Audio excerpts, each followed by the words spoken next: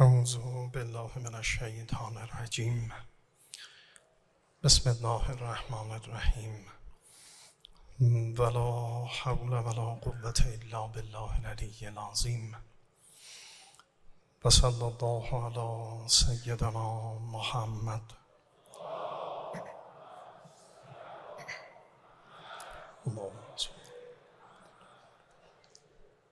و علی اهل بیت الطیبین الطاهرین الهداة المهدیین المنتجبین سیما بقیة الله فی السماوات و الارضین. اعوذ بالله من الشیطان الرجیم. قل ائنکم لتکفرون بالذی خلق الارض فی یومین و تجعلون له اندادا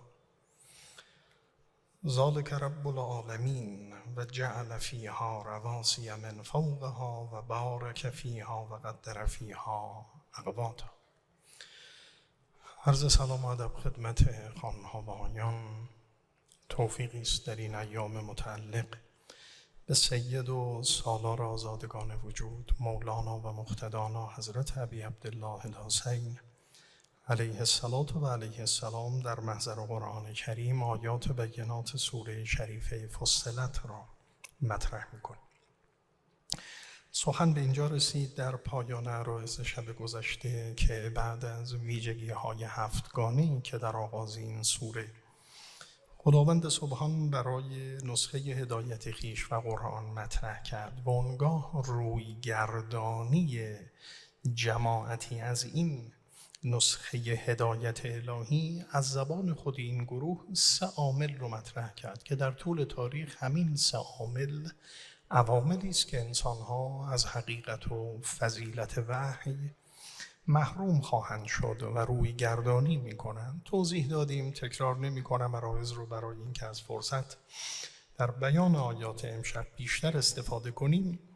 و اونگاه به پیامبر فرمود قل انما انا بشر مثلکم. پیامبر به اینها بگو از موضع تواضع و ادب که من زبان شما رو میفهمم، میدانم مشکلاتتون رو میدانم و میتوانم با تکیه یوها الیه و این استقامتی و استواری و پشتوانه‌ای که در وحی الهی است که خداوند به من داده است مشکلات شما رو حل کنم و شما رو به مسیر هدایت و سعادت راهنمون کنم. این گفته شد و به دنبال اون هم اگر احیانا بی توجهی باشد ویل نافرین الهی و نفرین الهی، گریبانگیر کسانی خواهد شد که بدین شیوه خود بدی می کنند و روی گردانی از آیات الهی، هدایت الهی و الطاف پروردگار خویش دارند. به دنبال اون هم یه اشاره شد چون اسم مشرکان گفته شد و شرک در قبال اون توحیدی که پیامبر اشاره کردند. 2 ویژگی هم برای مشرکان مطرح شد. کسانی که با جامعه، با انسانها ارتباط شایسته‌ای ندارند، به خصوص با اقشار آسیب پذیر جامعه، نیازمندان در میان بندگان خدا. پیوستگی عجیب شگفت‌انگیزی بین توحید و توجه و لطف به بندگان الهی در قرآن وجود دارد و در این آیین میتوان گفت نیمی از تعالیمی که در این کتاب مطرح میشه بالاخره ارتباط با انسان هاست و شیوه تعامل صواب و صحیح در میان جامعه بشری. خب این جمله هم گفته شد و ریشه این هم عدم باور به جهان آخرت و مؤمنان هم که سرنوشت اونها مشخص است، کسانی که ایمان میارن، عمل صالح میکنند، در انتظار وعده‌های پایدار بدون انقطاع الهی توضیح دادیم. دوباره میفرماید قل، به پیامبر مکرم اسلام میگوید بگو پیامبر، قل بگو به این انسان ها که ائنکم لتکفرون بالذی خلق الارض، آیا واقعا شما به راستی کفر می‌ورزید به اون کسی و خدایی که زمین رو در 2 یوم آفریده است و برای او اندادی را ند قرار می‌دهید؟ واژگان رو الان توضیح خواهم داد. خب یکی از ویژگی هایی که در قرآن کریم وجود دارد این است که قرآن در میان خطابهای خویش در مواردی ذهن مخاطبان رو به کار میگیرد. یعنی با جملات پرسشی که مطرح میکنه سوال میطلبد، فکر میطلبد از مخاطبان و اندیشه انسانها رو به تکاپو وادار میکند، وجدان انسانها رو خطاب قرار میدهد. اینجا هم یه چنین حالتی رو میبینیم. أَإِنَّكُمْ لَتَكْفُرُونَ بِالَّذِي، ابتداءً از کلام الهی گفته شد، بعد قل انما انا بشر از پیامبر و آورنده این کلام، و حالا از خود صاحب سخن و ذات احدیت سخن به میان می آید. انکار قرآن رویگردانی از اون، رویگردانی از پیامبر مکرم اسلام، به واقع یعنی رویگردانی از ذات احدیت و خداوند. لذا اینجا دیگه بحث خود خدای سبحان به صحنه میاد. اما عرض میکنم این آیه‌ای که الان تلاوت شد و به انضمام 3 آیه بعدی 4 آیه پیاپی رو در این سوره مبارکه مشاهده میکنید که از عجایب آیات این سوره مبارکه و زیبایی های این سوره است. یعنی خداوند سبحان سرنوشت میلیاردها سال خلقت رو در 4 آیه 4 سطر بیان می کند و مطرح می کند و این از اعجاز و شگفتی های قرآن کریم است. بسیار بحث جدی است، اما در یه ایجاز زیبا شگفت‌انگیز ذات احدیت این حقیقت رو بازگو می کند و مطرح می کند. فرمود أَإِنَّكُمْ لَتَكْفُرُونَ بِالَّذِي خَلَقَ الْأَرْضَ، آیا واقعا شما انکار میکنید، کفر میورزید به کسی که این ارض را آفریده است؟ کلمه الارض در قرآن کریم همیشه مفرد می آید. در قبال سما که سماوات رو می بینید جمع بسته میشه، اما کلمه ارض همیشه در قرآن مفرد است. ما ارزون در قرآن نداریم، بلکه همیشه این واژه رو مفرد می بینیم به دلیل این که ما انسان‌های ارض داریم. والارض وضعها للانام، همین کره زمین الارض ما وقع تحت قدمیک، به تعبیر لغویون عرب آنی که زیر پای ماست این ارض است. اما در قبال اون از سماع کل ما علاک، اون چه بالای سر انسان است که حالا در ادامه توضیحات رو عرض می کنم که مصادیق متعددی در قرآن کریم داره، به همین خاطر جمع بسته میشه. فرمود آیا شما کفر می‌ورزید به کسی که خلق الارض فی یومین، این زمین رو طراحی کرده است و آفریده است در 2 یوم. ممکنه این رو ببینید مترجمین قرآن تعبیر به روز میکنن، تعبیر 2 روز، حالی که میدانیم روز به معنایی که ما میشناسیم در قرآن واژه دیگری دارد. روز یعنی بخش روشن. این تقسیم 24 ساعته‌ای که میکنیم به بخش روشن داره، یه بخش تاریک دارد. به بخش روشن اون در قرآن نهار گفته می شود، نه یوم. به بخش تاریک اون لیل گفته میشه. اساساً خود واژه نهار از ماده نهره می آید به معنای روشنی، لیل از ماده لیله میاد به معنای تاریکی. کما اینکه امیرالمؤمنین در دعای صباح میفهمد و لیل لعلیل، ما شبتر که نداریم، یعنی شب بسیار تاریک و ظلمانی. به بانوانی که به اصطلاح گیسوان مشکین جدی دارن، یعنی مشکین جدی دارن و سیاهی خاصی در زلف اوناست، لیلا گفته میشد در کلام عرب، از ماده لیل گرفته میشد. پس اون بخش تاریک رو میگیم لیل، بخش روشن رو میگیم نهار. یوم به معنای این نیست. اگر میگیم یوم الجمعه، یوم السبت، یوم الاحد، یوم الاثنین، این نه به معنای معادل با نهار است. کلمه یوم اساساً در لغت عرب به معنای پاره‌ای از وقت است. یه برهه‌ای از زمان رو یوم میگن. حالا ممکنه این 8 ساعت به تعبیر ما باشد یوم الاجره، ممکنه این یوم الصیام باشد 14 ساعت باشه، 20 ساعت باشه، ممکنه این یوم الاختیار باشه در خیار حیوان هنگامی که حیوانی رو میفروشن تا 3 ایام 72 ساعت میتونه این رو پس بده، برگرداند اگر ایرادی در اون ببیند. برید بالاتر، الدهر یومان، یوم لک و یوم علیک. مجموعه عمر انسان رو امیرالمؤمنین 2 یوم معرفی میکنن. 80 سال عمر یه انسان، 40 سال اون یه عمر، 40 سال دیگر اون یه یوم. فراتر از این به مجموعه برهه گسترده‌ای از زمان و حتی عوالم متعدد یوم گفته می شود که به همین خاطر یوم القیامه مطرح میشه در آیات شریفه قرآن و اسامی قیامت با یوم مطرح میشه. پس کلمه یوم به معنای روز نیست، یعنی یه دوره زمانی، دوره زمانی که زمان اون و مقدار و کمیت اون رو کسی نمیداند. فرمود کفر می‌ورزید به کسی که زمین رو آفریده است فی یومین، در 2 دوره. حالا این 2 دوره چه مقدار به لحاظ زمان به اصطلاح بست و گسترش داره نمیدانیم، دانش بشری هم نمیدوند این رو. ما این تخمین ها و گمان زنی هایی که بالاخره در دانش لازم در آسترونومی و امثال اون داریم، اینها نشان نمیده که ما زمان دقیقی برای این دوران داشته باشیم. فی یومین و تجعلون له اندادا، و آیا برای خداوند شما چگونه برای چنین خالقی ند قائل میشید؟ کلمه ند از الفاظ ازداد است در لغت عرب، هم به معنای شبیه و مثل به کار برده میشه، هم به معنای ضد و مخالف، که در اینجا به معنای شبیه و مثل است چون صحبت از شرک است. آیا برای خداوند سبحان شما مثل و شریک قائل میشید؟ کسی میتواند چنین کاری رو و چنین خلقی رو انجام بدهد؟ عزیزان میدانیم آفرینش مدعی دیگری جز خداوند ندارد. الله خالق کل شیء. هیچ کس نیومده ادعا کنه که بخشی از این آفرینش رو، قسمت‌هایی از این کیهان رو، قسمت‌هایی از این کائنات رو من طراحی کردم و آفریدم. از روز نخستین تا امروز کسی مدعی خلق جز ذات احدیت نیست. الله خالق کل شیء. چگونه برای خداوند سبحان ند قائل میشید؟ ذالک رب العالمین. همان ویژگی که در قرآن میبینیم و اصراری که مشاهده میشه اینجا هم به دنبال اون میاد.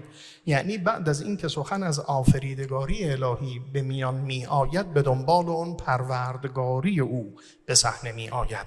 خداوندی که طراح است، آفریده است، خودش اداره میکنه. ذات احدیت رب العالمین است. تدبیر و اداره وجود و هستی همانند خلق اون و آفرینش اون صرفاً ردایی است که بر قامت حضرت احدیت برازنده است و کسی نمیتواند ادعای رب و ربوبیت در این وجود جز خالق اون داشته باشد. ذالک رب العالمین. من سریعتر میگم که بتونم کل این 4 آیه رو و این به اصطلاح فقره رو، این پاراگراف رو در این سوره مبارکه امشب خدمت عزیزان مطرح کنم.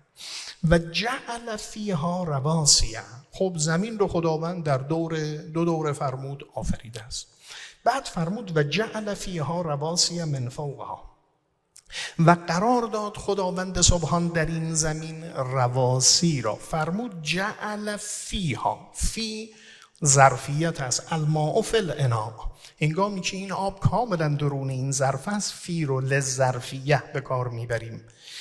فرمود جعل فیها، قرار داد در زمین رواسی را. رواسی جمع راسیه، از ماده رأس به معنای ثبات و رسوخ و ایستادگی. و قال رائدهم ارسو نزاولها و حتف کل امرئ تجری به مقداری. شاعر عرب میگه این ناخدای کشتی گفت لنگر رو بیفکنید تا بایستیم و مردانه مقابله کنیم با این دشمنان. ارسو، به لنگر کشتی راسیه گفته میشه.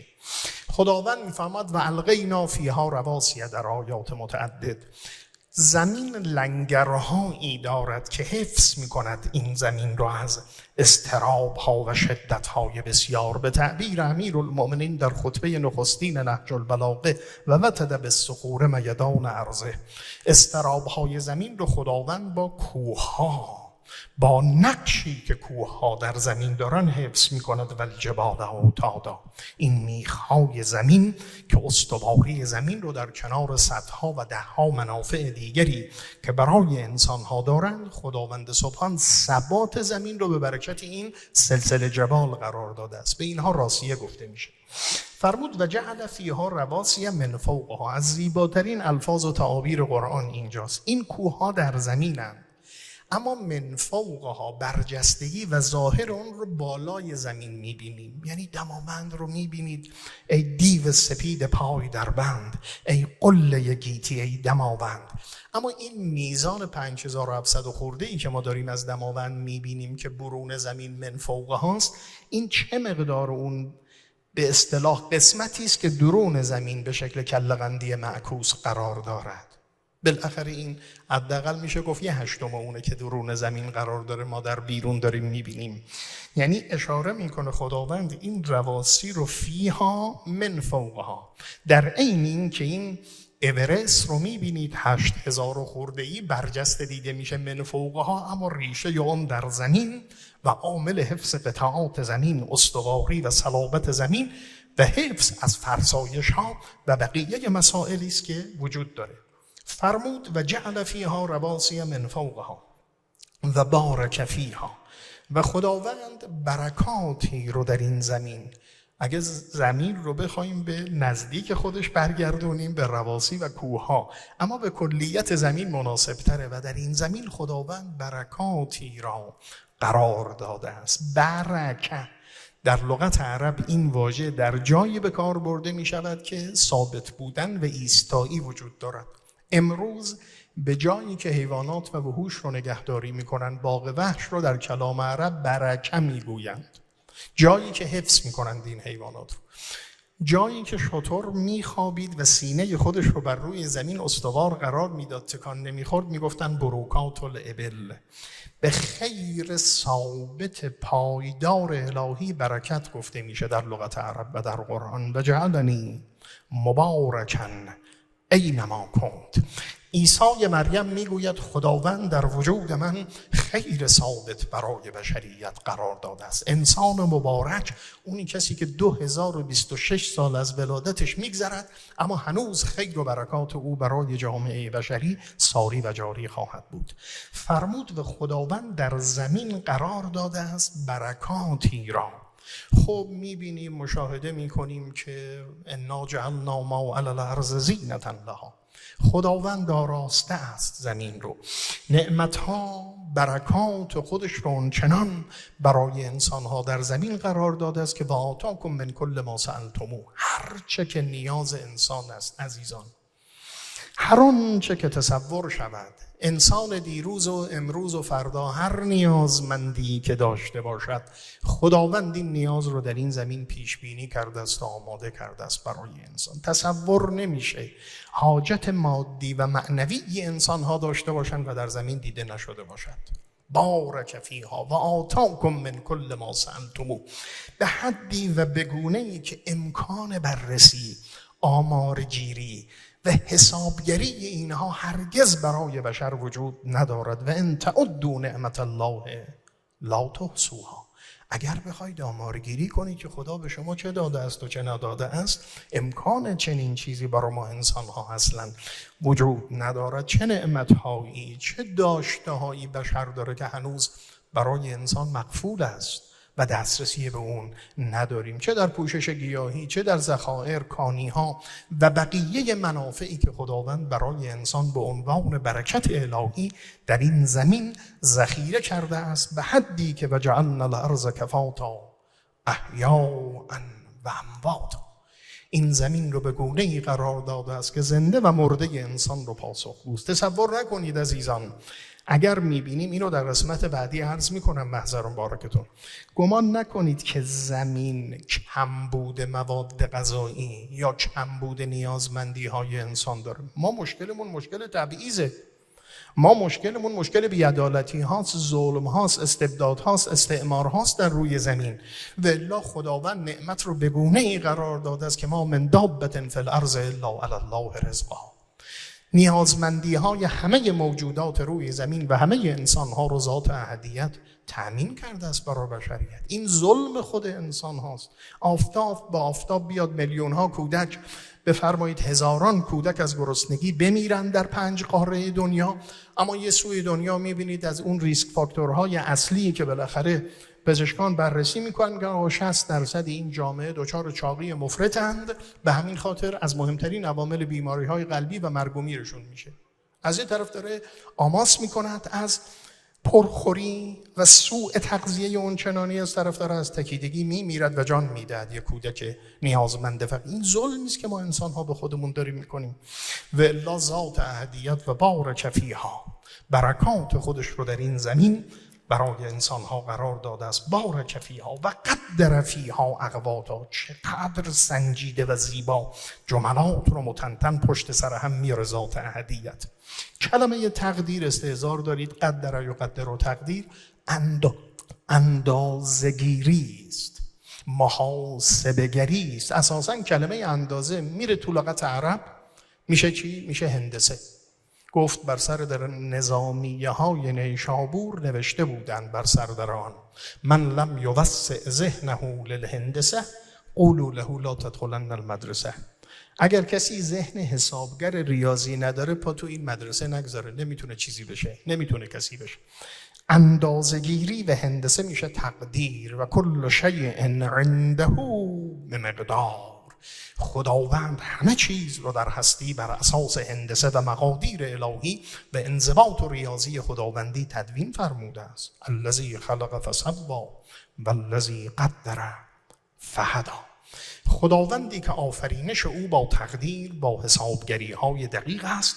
فرمود و قدر فیها اقواتها. و خداوند در این زمین نیازمندی ها و قوت ها و اون چرا که حاجت است برای اهل زمین تقدیر و اندازه گیری کرده است. همه چیز، ظرفیت ها، اندازه ها، نوع ها، پوشش های مختلف اون، گیاهی، جانوری، غیره، تمام بر اساس موازین دقیق الهی در تمام بخش های زمین، دریای اون، خشکی اون، از در بخشندگی و بنده نوازی. مرغ هوا را نصیب ماهی دریا، مرغ هوا را نصیب ماهی دریا.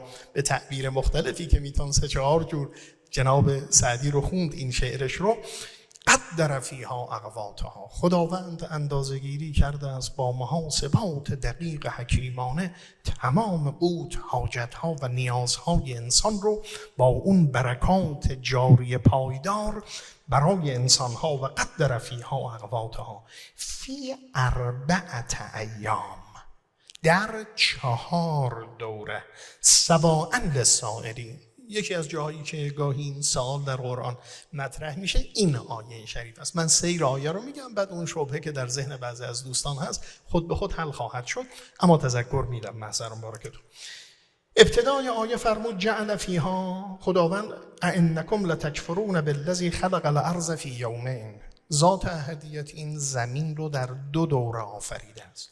بعد فرمود و جعل فیها رواسی، این کوهها و برکات و این نیازمندی ها رو تقدیر کرد. این قوت زمین رو برای تمام موجودات پیش بینی کرد. میفرماد فی 4 ایام، در 4 دوره. ببینید این فی 4 ایام قید و قدر فیها اقواتها نیست. این قید از آغاز آیه است. یعنی وقتی میفرماد جعل فیها رواسی من فوقها، اصل زمین و آفرینش زمین رو وقتی از ابتدا میفرماد که آفرید در 2 روز، بعد به دنبال اون چه نکته‌ای رو مطرح کرد؟ تأمین نیازهای زمین، مهیا شدن زمین برای زیست انسانها. خب این مجموعه 2 روز اول، 2 دوره دوم برای تأمین نیازها، بعد مجموعه خلق و تأمین زمین و مهیا شدن زمین میشه چی؟ فی 4 ایام، 4 دوره. یعنی این فی 4 ایام قیدی است که از اول آیه اتکفرون بالذی خلق الارض فی یومین. مثل این که مثال بزنم راحت اینو خدمت دوستان میگیم ما از تهران حرکت کردیم، رفتیم 700 کیلومتر تا بوجنورد، بعد رسیدیم 1000 کیلومتر 900 کیلومتر تا مشهد. از بوجنورد تا مشهد چند کیلومتره؟ آیا این چی داریم چگونه مطرح میکنیم؟ ببینید مبدأ و پایان رو به این شکل مطرح میکنیم که میانه کار رو بخشی از عدد محاسبه میکنیم. در گفتار معمولی که در کلام عرب متداوله، در فارسی هم متداوله. من از تهران تا بوجنورد 700 کیلومتر رفتم، بعد از بوجنورد تا مشهد شد 900 کیلومتر. یعنی چی؟ یعنی از تهران که شروع کردم تا مشهد شد 900 کیلومتر. مجموع رو از ابتدا تا انتها داریم میگیم. اینجا هم خداوند سبحان همینطور مطرح میکند، یعنی میگوید این 2 روز اصل خلقت، آفرینش زمین، 2 دوره هم طول میکشد تأمین نیازمندی های زمین، بعد مجموع اون میشه فی 4 ایام، این 4 دوره. خب بعد ثم استوى الی السما، مجموعه آسمان ها هم 2 دوره که الان توضیح میدم، میشه چی؟ میشه فی 6 ایام، 6 دوره ای که در بقیه آیات مطرح میکنه. دیگه عدد 2 اضافه نمیاریم که بگیم اون 2، اینم 4 6 و بعد اونم 2 8، بعد با بقیه آیات قرآن فی 6 ایام نمیسازد. نیازم نیست که این 4 رو ما مراد از فصول 4 بدانیم. درود خدا بر روان سید المفسرین مرحوم علامه طباطبایی که نظر مبارکشون اینه. اما نیازی نیست که این رو ما، مگر این که روایات معصومین در این جهت باشد، و الا سیاق آیه یوم رو با همین دوران خلقت و آماده سازی و استواری خلقت باید هماهنگ ببینیم، مگر این که روایتی صادق و ثابت از معصوم باشد که بخوایم استفاده از اون بکنیم. فرمود فی 4 ایام. حالا اینجا نکته زیبایی رو مطرح میکند خداوند. پس فرمود ما این آسمان ها رو، این زمین رو در 2 دوره آفریدیم. عرض میکنم، تکرار میکنم، این دوره چه مقدار بوده است؟ آیا این دوره های سزوزوئیک و پالازوئیک و نمیدونم دوره های زمین شناسی است؟ نه، اینجا در کل آفرینش و خلقت خداوند داره مطرح میکنه، چون بحث آسمان رو مطرح میکنه. این دوره های 6گانه زمین شناسی که ما میشناسیم نیست، ربطی به اون نداره. به دنبال اون فرمود زمین رو هم در 2 دوره مهیا کردیم برای انسان ها با توضیحاتی که اشاره کردم. فی 4 ایام و فما سباء للسائلین.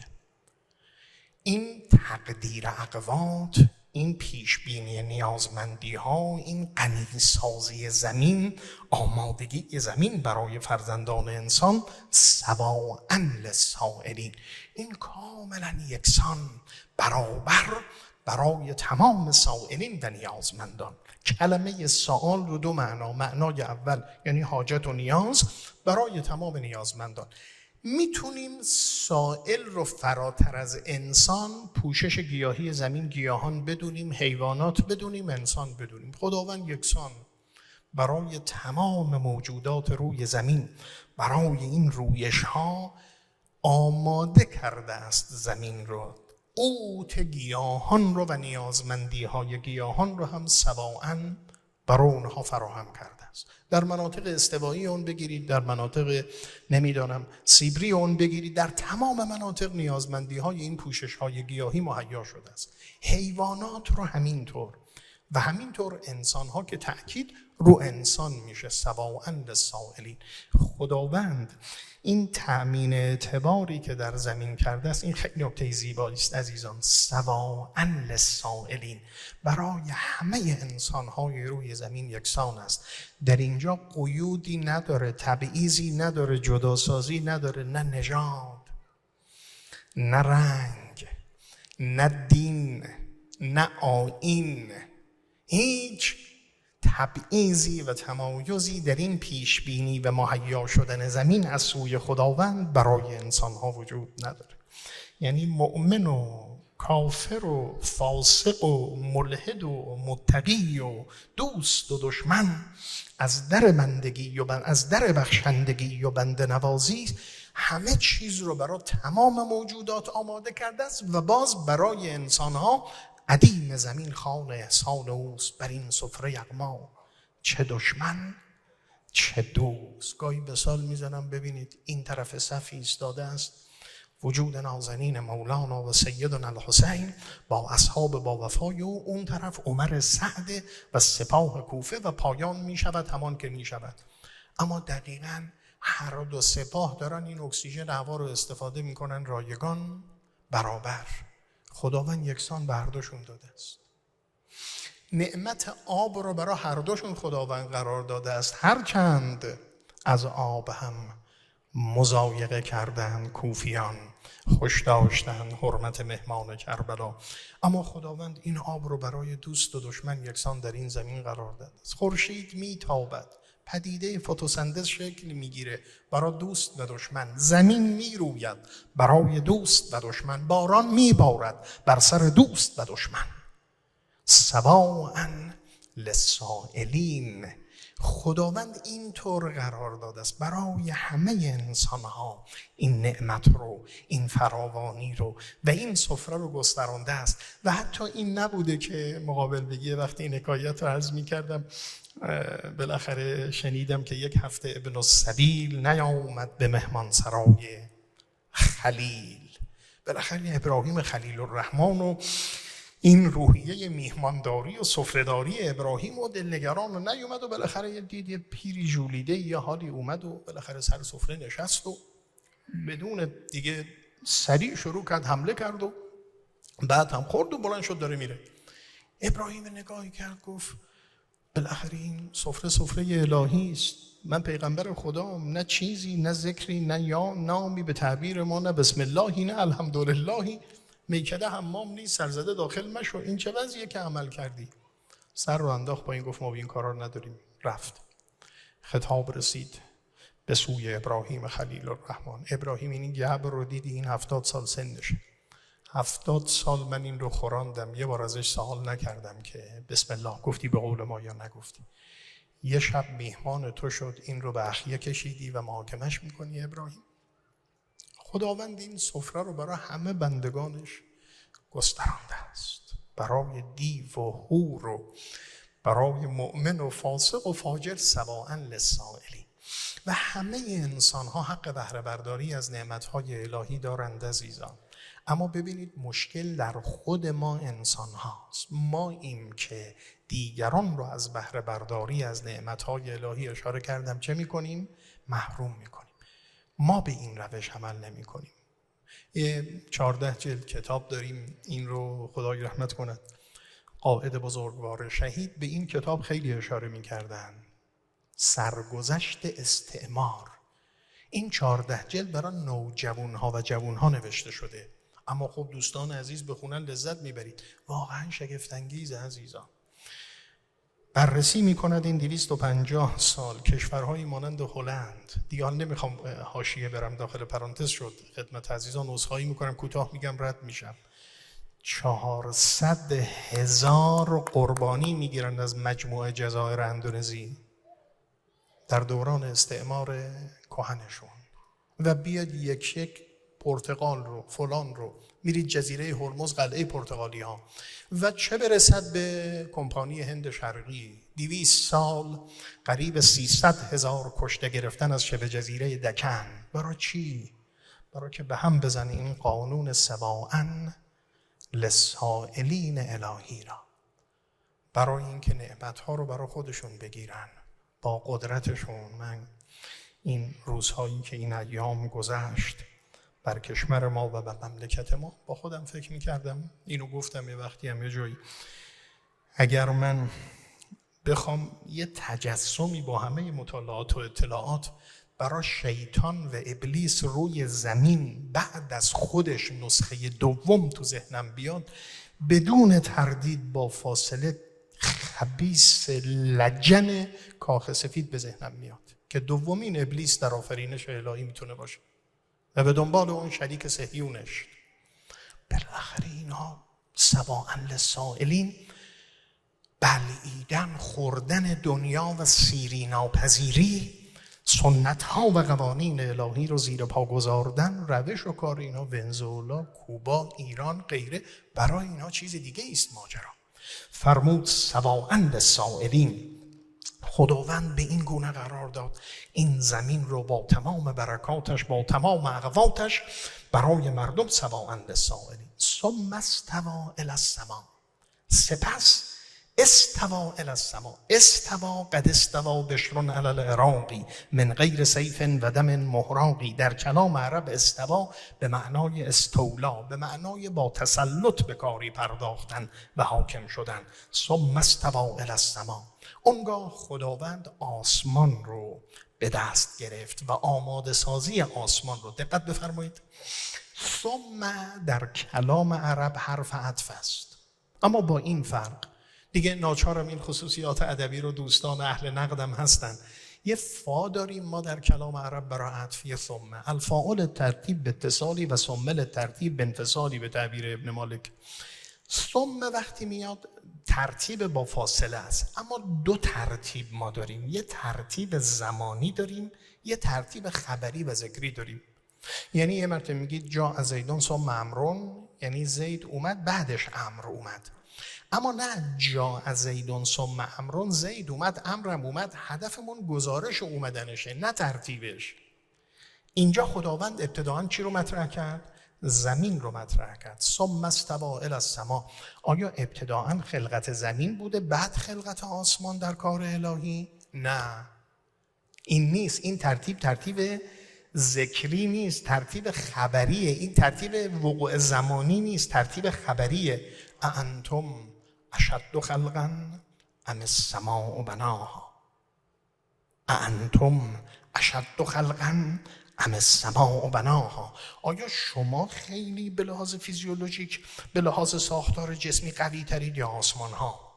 بعد رفع سمکها فسواها. خداوند بلند کرد این عمارت آسمان ها را و چه اقتداری به آسمان ها بخشید و چگونه اینها رو موزون ساخت. اقتش لیلها و اخرج ضحاها. چگونه شب و روز رو و قواعد چرخش و گردش رو کلون فی فلک یسبحون رو مقدر کرد. حالا بعد از این که آسمان کار سامان می‌یابد والارض بعد ذالک دهاها، بعد زمین رو سامان میدهد.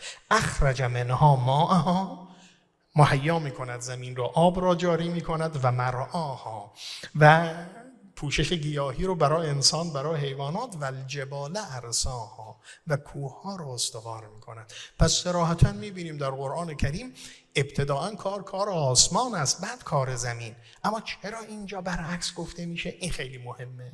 اینه که قیمت هر کانه دانستی که چیست، قیمت خود را ندانی ابلهی است. بال اینجاست.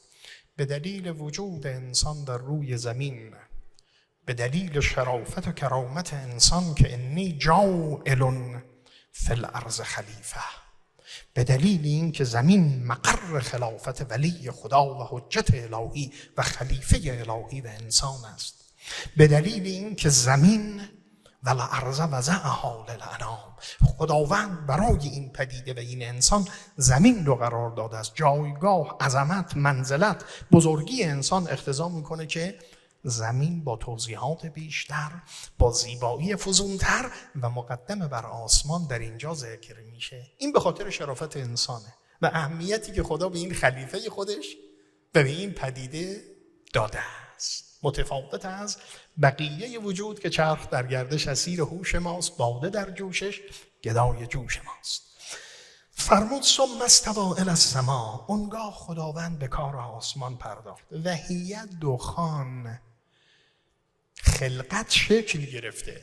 همینجا محضر مبارک عزیزان، اون ماه رمضانی که توفیق بود من خدمت دوستان عزیز یه ماه رمضان رو بیشتر توفیق بودن در تهران نداشتم. من اونجا رسیدیم به آیه 30 سوره مبارکه انبیا. اولم یر الذین کفروا ان السماوات والارض کانتا رتقا ففتقناهما.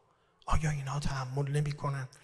این آسمان و زمین رتق بودن، ما فتقشون کردیم. عذرخواهی میکنم، این پرده صفاقی بالاخره در این قسمت‌های تحتانی و اتصالی با قسمت‌های زیرین یه جایی نازک میشه، یه جایی دچار فشار میشه، پارگی ایجاد میشه.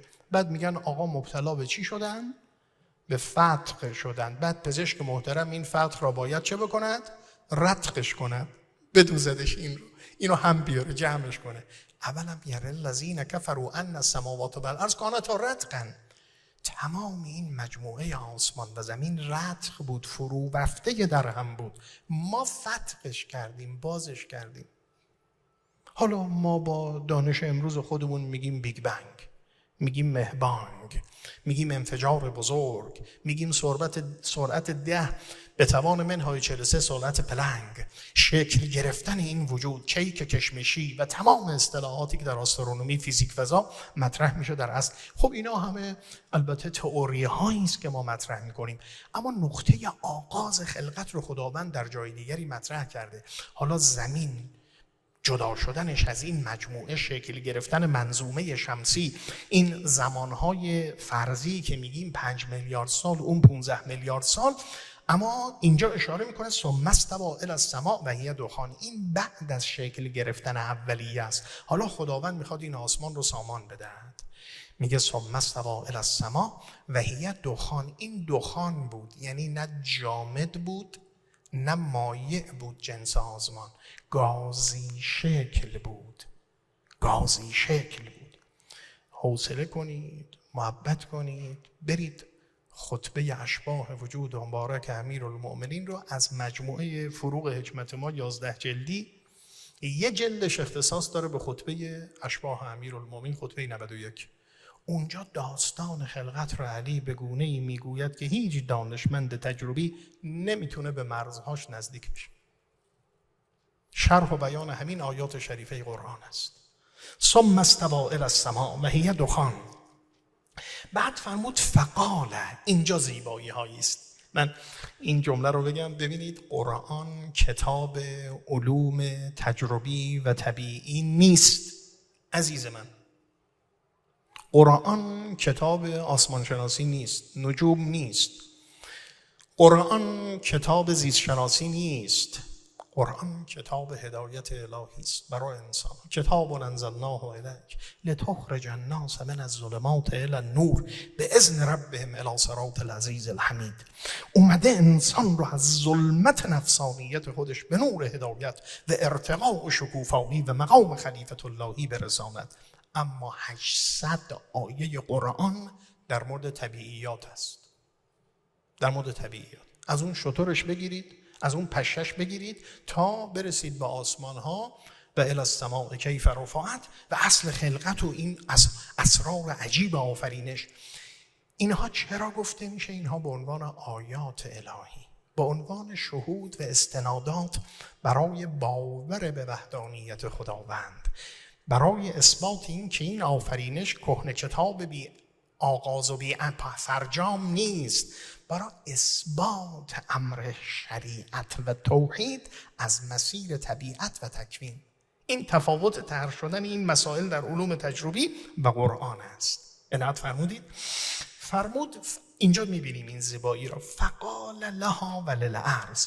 بعد خداوند گفت به آسمان ها و زمین، و فقال لها وللارض ائتیا طوعا او کرها. به اینها گفت بیایید،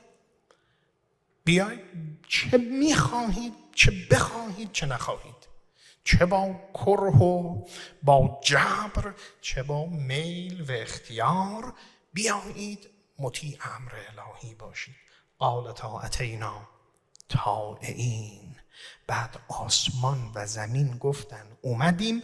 اینجا انتظار داشتیم بگه طائعین، تثنیه بگه، میگه طائعین جمع میگه، یعنی آسمان ها و زمین و تمام کائنات گفتن خدایا گر تیغ بارد در کوی اون ماه، گردن نهادیم الحکم لله.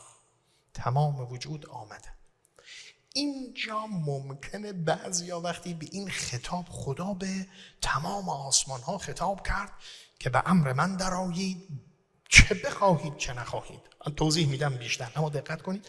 ممکنه تو ذهن یک کسی از دوستان بیاد، دوستان اهل ادب، بگید این پرسونیفیکیشنه، این صنعت تشخیصه، این جاندار پنداری است. الان شعر ملک الشعرای بار رو خوندم.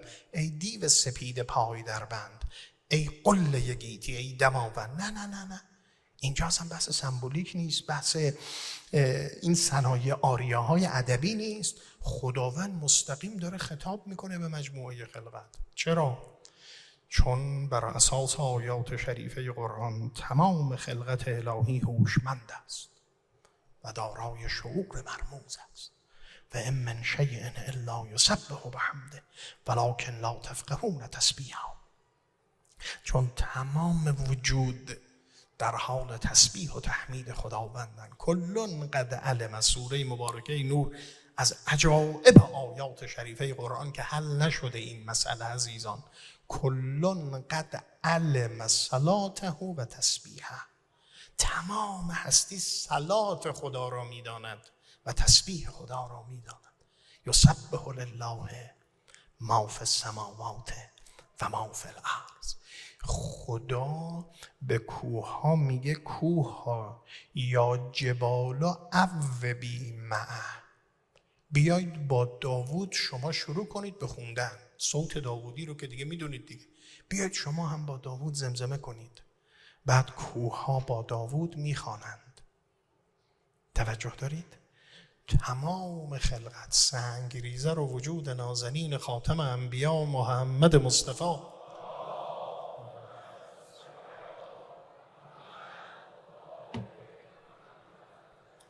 بر میداره کف دستش، از حرا اومده پایین از جبل النور میگه اشهد انک لرسول الله، شهادت میدم تو رسول خدا هستی. وقتی خدا میخواد بردارد حجاب ها را و پرده ها را و شعورهای مرموز را، نطق آب و نطق خاک و نطق گل هست محسوس حواس اهل دل رو نشون بده، یه چنین چیزی میشه. بعد گفتم این رو بالاخره مشرف میشید میرید، خداوند قسمت روزی هممون کند انشاءالله، مسجد النبی بالاخره میگید این کنار ستون استوانه توبه 2 رکعت نماز بخونم، کنار ستون حنانه هم یه 2 رکعت نماز بخونم. ستون حنانه استوانه الحنانه چیه؟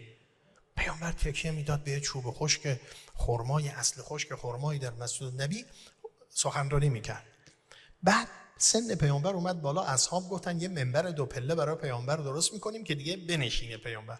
رسول خدا اون روزی که اومدن نشستن رو منبر، یه صدای ولوله مفهوم گنگی در فضای مسجد شنیده شد. اصحاب مونده بودن این چیه؟ پیامبر از منبر به زیر اومد، کنار اون دخل خرما با دست نوازشش کرد، برگشت رو منبر فرمود اگر آرامش نمی کردم تا قیامت شیون میزد در فراق من. استن حنانه از هجر رسول ناله ها میزد چو ارباب عقول. چقدر زیبا میگه مثنوی این رو. خب بالاخره پس ماجرا اینه، نه واقعا خداوند به تمام وجود، حالا در قسمت بعدی تصریح بیشترش میاد، میگه بیاید در اختیار من، قال طاعتینا طاعین فقضاهن 7 سماوات فی یومین. حالا تمام این آسمان ها رو خداوند 7 سماوات 7 آسمان تقسیم می کند و انجام می دهد و به فرجام می رساند در 2 دوره فی یومین. بعد و اوها فی کل سماع امرا. فقط این جمله رو سریع بگم، میخوام تمام کنم این قسمت رو. محضر مبارک عزیزان ببینید، فرمود قضاهن 7 سماوات. کلمه سما اینجا تبدیل شد به چی؟ به سماوات. الان در قسمت بعدی میخوانیم و اوها فی کل سماع امرها و زینا سماع دنیا به مثابیح. ما اشاره میکنه قرآن به 7 آسمان، بعد میگه سماع دنیا. سماع دنیا بعد بگم آیزه بدید الان این رو بگم که روشن باشه. از دنیا از ماده چی میاد؟ دنیا مؤنث ادنا. دنیا اسم خانوم هاست، برای خانوم ها میذارن دنیا. ادنا مذکرشه، از ماده دنو میاد. بله ما تو مسائل اخلاق میگن آها این دنیای دنی و پست اما به لحاظ لغوی خیر، دنیا از ماده دنو میاد. الحیات الدنیا و الحیات الاخره، زندگی نزدیک زندگی دور، از ماده دنوه. این 7 آسمان یه آسمانش آسمان نزدیکه، میتونیم این رو بگیم آسمان اول، آسمان دنیا، آسمان اول. بعد این آسمانه که مثابیح داره، این آسمانه که کواکب داره، این آسمانه که مریخ و ماه و مشتری و میلیون ها منظومه شمسی دارد، این آسمانه که بخشی از اون 4% منهای دارک متریال اینه که قرآن مطرح. بقیه اون 6 تا دیگه اینها آسمان هایی هستن که از جنس دیگرند. اینها آسمان مادی نیستن، اینا عوالم علویه غیبیند که در اینها لا یسمعون من الملأ الاعلی داره توش، ملأ اعلا دارن. بعد میگین سکان ملأ اعلا، این رو قدما میگفتن دیگه، این جنس دیگر آسمان هاست. حالا فرمود فقضاهن 7 سماوات فی یومین در 2 دوره.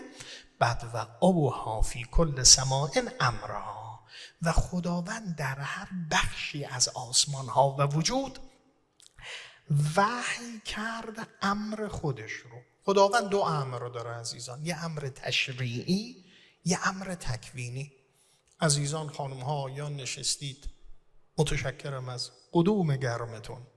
بلبل از فیض گل آموخت سخن، ورنه نبود این همه قول و غزل تعبیه در منقارش. عذرخواهی میکنم از عزیزان و من الان که میبودم دیدم بعضی از دوستان اومدن بیرون در صحن حسینیه نشستن، بالاخره نمیدونم جمعیت چند هزار الان امشب و فراتر از جمع دیشبمون. خداوند همتون رو حسینی زنده بدارد و حسینی بمیراند و حسینی محشور بگرداند انشاءالله.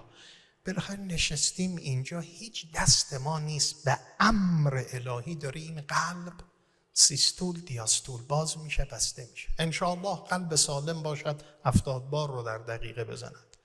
حالا اگر استنت هم داشته باشه و بالاخره فنر هم داشته باشه، بالاخره میزنه به مقدار لازم که سخنرانی انجام بشه.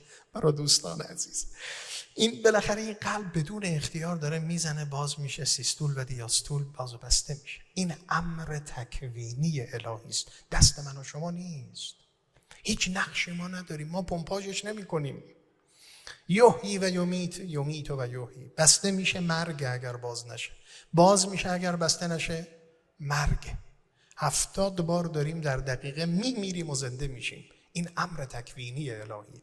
امر تشریعی الهی اینه که نه، اختیار دست شماست. میتونستید امشب تاش نهرید، یا الان وسط سخن خسته بشید بلند شید برید بیرون. این امر تشریعیه. یعنی در امور تشریعی اختیار دست انسان هاست، در امور تکوینی ما اختیاری نداریم. و اوحی فی کل سماع امرا.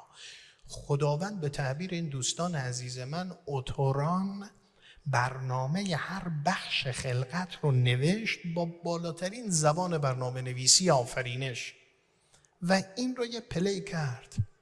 و اوحی فی کل سماع امرها، و داره جاری است، حرکت می کند.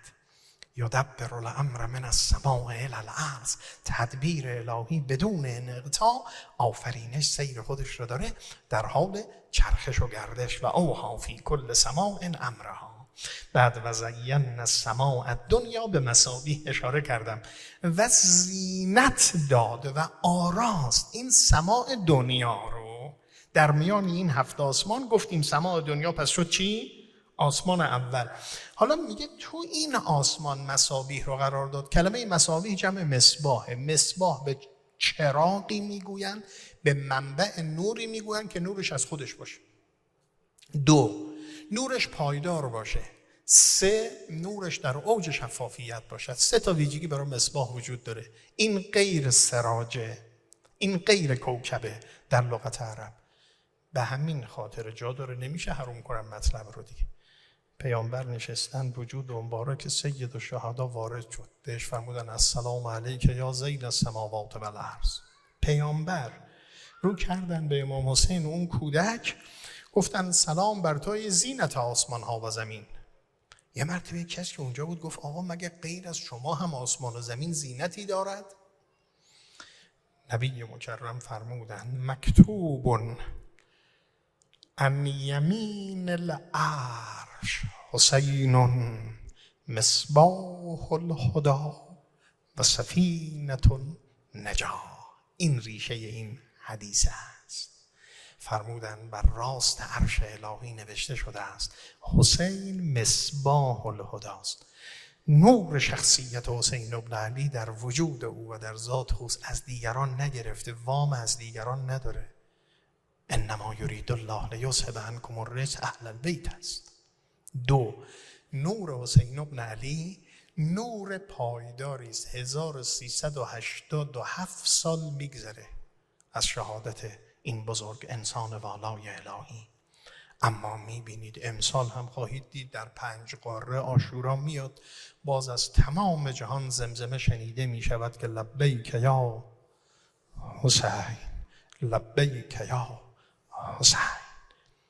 این نور و این مصباح می درخشد و جاودان و وجود رو روشن می کند و میلیون ها میلیون انسان رو می کشه پس خودش و هدایت می کنه و نجات می ده هر سالی. این میشه مصباح. فرمود زینت کردیم آسمان دنیا را به مصابیح و حفظن. این حفظن قاعدتاً یه فعل محذوفی داره در تقدیره، یعنی و جعلناها حفظن. و این آسمان عامل حفظ قرار دادیم. این رو چطور آسمان عامل حفظه؟ برای کی؟ برای زمین و زمینیان. و جعلنا السماء سقفا محفوظا. ای حافظا به تعبیر ادبای عرب، ما این آسمان رو سقف محفوظ قرار دادیم. بخشی از این آسمان 1000 متر کمربند ایمنی است که تمام زمین رو با 6 لایه کنترل میکنه و حفظ میکنه. گاهی شنیدید یه وقتی عرض کردم که از دوستان شاید در انجمن باشن نباشن، بالاخره اظهار محبت کردم، به من فرمودن در ژنو با فلان شخصیت مثلا دیدار داشتم، یه هدیه‌ای به من داد. دوستم هدیه رو به تو بدم. همینجا تهران خدمتشون بودیم، از بزرگان عزیزان وزارت امور خارجه بودن، دادن به من. بعد اینو من بردم منزل نگاه کردم، دیدم این یه قطعه‌ای از یه شهاب سنگ که دقیقاً تاریخچه‌شو نوشته، این کجا تو جوهانسبورگ سقوط پیدا کرده و این قطعه شده و اینطور شده است. چند بار این شهاب سنگ ها اومدن. حالا اگر اراده و اذن الهی باشه یکی از اینها بخوره تو سر زمین و زمین رو نابود و ویران میکند. از هزاران صدها بمب اتم میتونه بیشتر جدیتر زمین رو ویران و نابود کند، اما خداوند این زمین رو حفظ میکند. و جعلنا السماء سقفا محفوظ. میاد وارد این جو میشه، ذوب میشه، هیچ چیز به زمین نمیرسد. این سنگواره ها و این شهاب ها و این ستارگان و مجموعه های سیاراتی که عمرشون به پایان رسیده متلاشی شدن، سرگردان در فضا، اما به زمین آسیبی نمیرسن. افامن اهل القری ان یأتیهم بأسنا بیاتا و هم نائمون. شب میخوامیم، صبح بلند میشیم، بس بگردید و بگردد روزگار، دل به دنیا در نبندد هوشیار. در این جهان و زمین میگردد و میگردد به حفظ الهی که یه عامل حفظش فرمود و حفظن. و این آسمان ها رو به پایان قسمت های رسیدیم. ذالک تقدیر العزیز العلیم. برگردید عزیزان، از آغاز خلقت زمین أئنکم لتکفرون بالذی خلق الارض فی یومین. آیا کفر می‌ورزید به خدایی که این زمین رو در 2 دوره آفرید؟ بعد اشاره کرد 2 دوره بعدی تمام زمین رو برکات و رواسی و اقوات و نیازمندی ها و تأمین اعتبار رو. باز تأکید میکنم هیچگاه در زمین بشر دوچار کمبود نمیشه عزیزان. کمبودی که در زمین داریم از زیاده خواهی، از فزونی طلبی ها و از تبعیض ها و بی‌عدالتی هاست.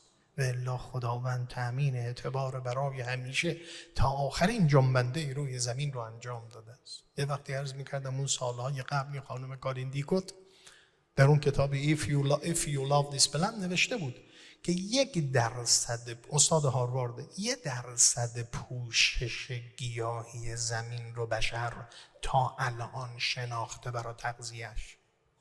کتاب مال 20-25 سال قبله، اما مطلب علمی است، مشخصه.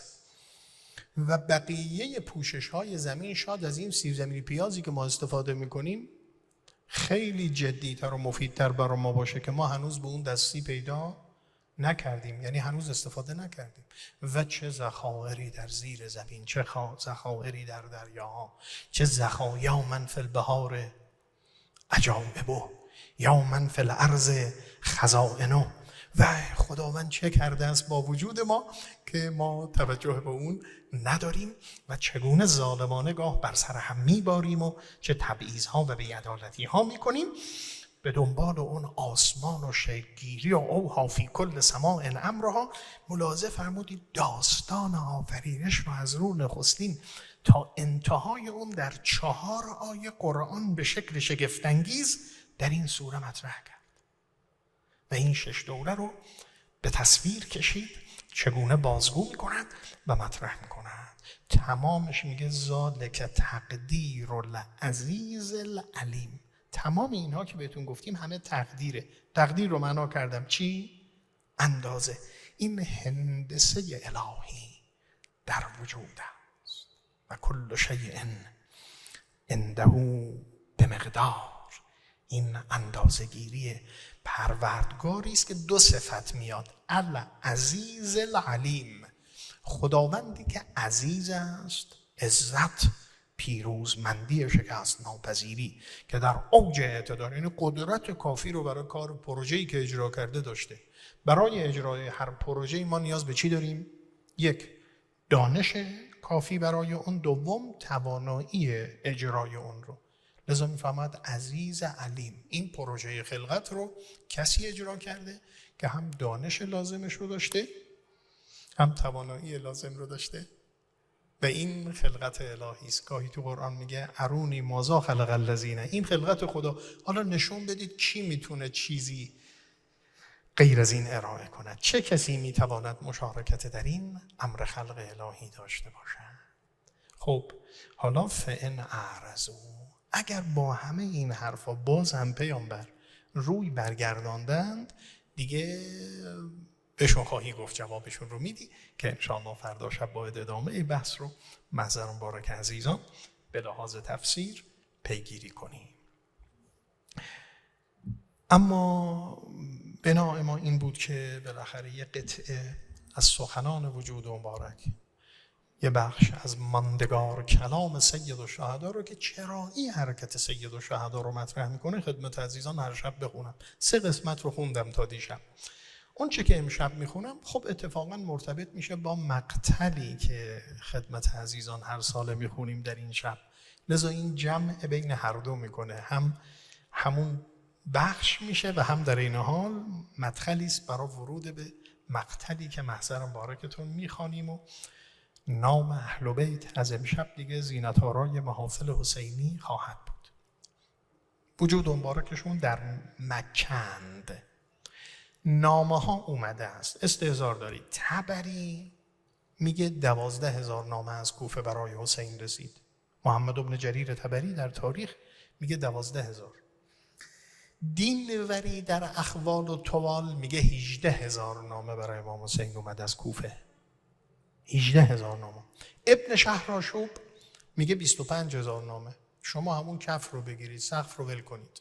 البته نامه‌ای داریم از حضرت مسلم که صحبت از 18,000 بیعت میکنه که حاکی از این عدد 18,000 است. امام فرمودن بسم الله الرحمن الرحیم. جواب این نامه کوفیان رو دارن میدن. بسم الله الرحمن الرحیم. من الحسین بن علی الی الملأ من المؤمنین و المسلمین. از حسین بن علی به بزرگان و اشراف مسلمان و مؤمن کوفه. اما بعد فإن هانیا و سعیدا قدم علی بکتبکم. آقا میفهمن هانی و سعید اومدن نامه های شما رو بر من آوردن. کان آخر من قدم علی من رسولکم. آخرین کسایی که نامه هاتون آوردن، دیگران قبلا آورده بودند.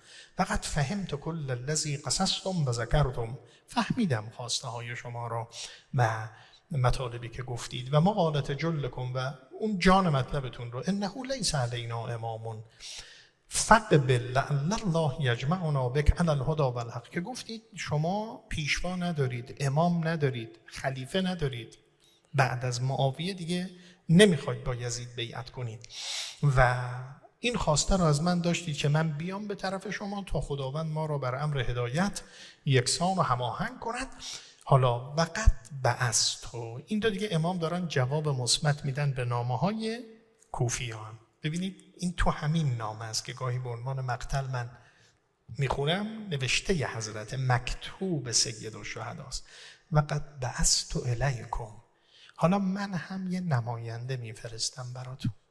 وقت بعثت الیکم اخی. چی؟ برادرم رو. اول میفهمن برادرم رو.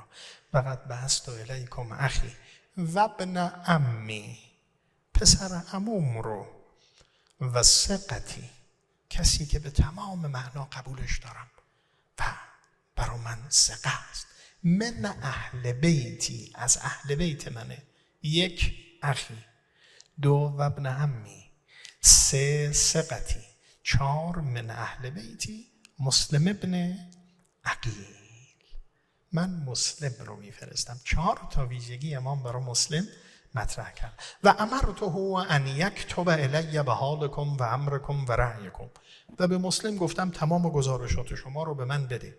فان کتب انه قد اجتمع رأی ملأکم و ذوی الفضل و الحجام منکم علی مثل ما قدم علی به رسلکم و قرأت فی کتبکم، اگر مسلم اومد به من نامه فرستاد گزارش داد که شما واقعا پای کارید، استوارید تو این قضیه، اقدم علیکم، منم میام کوفه و کار رو با هم شروع میکنیم. و شیکن، یعنی به سرعت میام، فاصله نه، انشاءالله. حالا این که نامه، اما اون که نسبت به بحث هر شبمون بود که هدف امام از این حرکت و بالاخره خروج سیدالشهدا مشخص میشه از این جمله پایانی فلعمری، به جان خودم. سیدالشهدا به وجود خودش قسم یاد میکنن.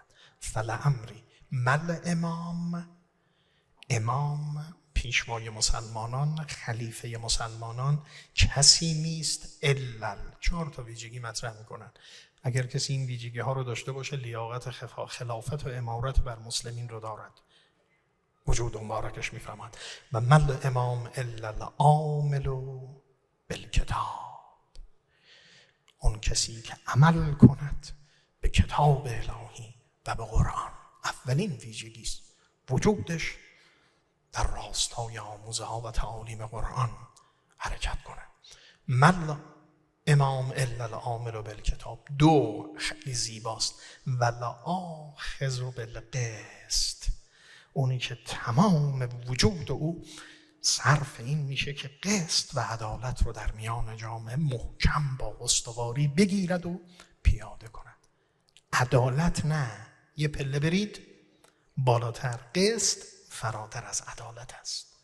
2 والآخذ بالقسط. 3 و داین بالحق، کسی که مطالبه ی حق کنه، کسی که محور عملش در جامعه حق مداری باشد، بر اساس حق رفتار کند، روش گفتاری و رفتاری. 4 والحابس نفسه علی ذات الله، و اون کسی که تمام وجود خودش رو متوقف و حبس میکنه در ذات الهی، جز رضای الهی خواسته‌ای و هدفی ندارد. و السلام، سخن پایانی حضرت و السلام. ببینید در عین این که این 4 ویژگی رو حضرت مطرح میکنن، فرمودن مل امام، یعنی بحث پیشواییه، بحث خلافته، بحث اینه که حضرت بالاخره بحث تشکیل حکومت درش وجود داره، تقابل با یزید وجود داره. نمیتونیم بگیم آقا نه حضرت برای حکومت نیومدن. بله برای ذات حکومت ندن. اون شب اول عرض کردم ابن تیمیه در منهاج، ابن کثیر شامی، نمیخوام حرف زشتی بگم، در النهایه میگه خرج الحسین طلبا للاماره، برای دنیا اومد. این حکومت امارت نیست، این خلافت رسول خداست، جانشینی از پیامبره که حق این خاندان بوده است. فرمود و استأثر، دیگران اومدن این حق ما رو غصب کردن، اما با این 4 ویژگی: حاکمیتی که در اون کتاب الهی است، حاکمیتی که در اون جریان قسط است، مجاری حق است، و رضای الهی محوریت عمل و رفتار حاکم رو رقم میزنه. این میشه اون فلسفه اصلی خروج و حرکت وجود مبارک سیدالشهدا. خب حالا دیگه عرض کردم این شب 5 ماه محرم و دیگر مجالس حسینی از امشب دیگه مقاتل اهل بیت گفته میشه. منم به رسم متعارف کوتاه مقتل همین وجود نازنین، همین برادر را، همین پسر عمو رو، همین ثقه رو و همین اهل بیت سیدالشهدا و حضرت مسلم رو خدمتون کوتاه میخونم. یه چند قسمتی از مقتل وجود شریفشون. نماز رو خوند. کسی که 18,000 نفر بگید حداقل 12,000 نفر باش بیعت کردن در کوفه. اما چه کرد جنگ نرم و تبلیغات عبیدالله زیاد؟ دیگه اینا رو باید خوند و عبرتهای تاریخی اینجاست عزیزان. چه نکات عجیبی رو. نماز رو خوند، 30 نفر پشت سرش نماز خوندن. فما صلی معه الا 30 نفسا فلما رعا خرج من الباب و اما عرض به خدمتون رعا ذالک خرج متوجها الی ابواب کنده فما بلغ الالباب الا و معه منهم 10. نماز تموم شد اومد بیرون نگاه کرد داره میاد به در خروجی مسجد، 10 نفر پشت سرش بودن. از در مسجد اومد بیرون نگاه کرد دید بقی وحیدن فریدا، هیچ که همراهش نیست. تموم شد. 12,000 رفتن. بعد اینجا اصلا خوندنش مشکله برایم. فمضا علی وجهه متلددا فی ازقة الکوفه، سرگردان، حیران، هیچ کی نیست که بگه کجا بره مسلم، نه کوفه رو میشناسد نه میدوند. دیگه شنیدید اومد و ادامه داد و به خونه اون زن رسید و اون توعه و بالاخره اون را آورد وارد خونه و تا اینکه ماجرا پیش آمد و پسرش مطلع شد و گفت محمد ابن اشعث و غیره رو اومدن برای دستگیری مسلم. وقتی میخواد از خونه این زن بیاد، این زن گریه میکرد و نگران بود و عذرخواهی میکرد که پسر من شما رو معرفی کرده است. گفت خواهر نگران نباش، انی رأیت البارحه امی امیر المؤمن. دیشب من عمو جانم علی رو خواب دیدم و به من فرمود فقال لی انت معی غدا، مسلم فردا با ما هستی، فردا میهمان ما هستی و در کنار ما خواهی بود. دیگه جنگید و این پهلوان نمیتونن کنترلش کنن و این هم بالاخره خون اهل بیت رو در بدن دارد و اون شجاعت و اون چنانی رو، تا این که دستور رسید از دارالاماره اگر نمیتونید مسلم رو کنترل کنید امانش بدید. دنا منه محمد ابن الاشعث قال لک الامان، گفت امان به تو میدیم مسلم. فقال له مسلم آمن و انا، واقعا به من امان میدی؟ قال نعم انت آمنون، گفت بله امان میدیم. گفت بسیار خوب. اتیه به بغلت، یک استری رو آوردن، حمل علیها، مسلم رو بر رای اون نشوندن، فشتموا علیه، دورش رو گرفتن، فنزعوا سیفه من عنقه، شمشیر رو از گردنش باز کردن تا که این شد عند ذلک آیس من نفسه، دیگه فهمید کار تمامه، فریب بود، دروغ بود این امان دادن. و دمعت عینه، دیگه اشکهای مسلم شروع شد به جاری شدن. تا که اشکهای مسلم جاری شد، یک کسی گفت که ان مثلک و من یطلب مثل الذی طلبت اذا نزل به مثل الذی نزل بک لم یبکه. تو که اینطور اومدی تو این میدان دیگه چرا گریه میکنی؟ چرا مثل بچه ها گریه میکنی؟ این چه حالی دارد؟ گفت اندی والله ما ابکی لنفسی، به خدا قسم من برای خودم گریه نمی کنم. ولا لها من القتل ارسی، شهادت میراث ما خاندان است، من برای شهادت که گریه نمی کنم. ولکن ابکی لاهلی المقبلین، ابکی للحسین و آل الحسین علیه الصلاة و علیه السلام. گریه من برای خودم نیست، گریه من برای اون آقای مظلومی است که به سوی شما در حال آمدن است. اما دیگه گذشت و وارد دارالاماره و فقط جمله پایانی رو عرض میکنم. دیگه بالاخره یک کسی بود که بیشترین ضربه رو از مسلم خورده بود. عبیدالله زیاد گفت بدید این مسلم رو گردن بزنه. بردن بالای دارالاماره، مردم اون پایین منتظرن، سر و صدا از بالا دارن میشنون. یه بار دیدن یه سری بدون بدن از بالای دارالاماره، چیزی نگذشت، دیدن یه بدن بدون سر به دنبال آن فرود آمد. صلی الله علیکم یا اهل بیت النبوة.